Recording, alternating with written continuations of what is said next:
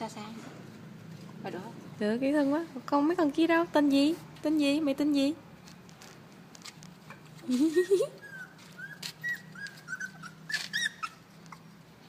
Được. Quay phim. Còn hai con kia đâu? Mẹ hai bốn con. Ra để mẹ ấm nó. Đâu con đực hả? Mẹ con đực hả? Nè. Chút. Tên gì? Hai đứa.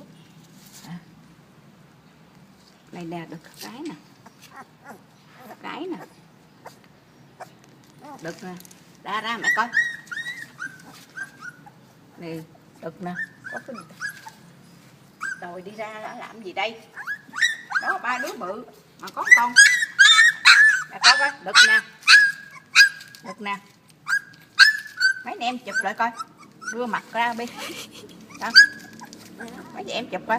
Còn đứa đứa nhỏ nữa. Nhỏ nằm đây nè. Đưa đây coi. Ra. Nè. Còn đứa nữa chụp 4 đứa. Đi ra coi đã. Xích ra. Bắt con mày coi. Chạy đâu vậy? Ở dưới kìa. Chui vô. Con này lớn nhất nè. Đó, uống sữa.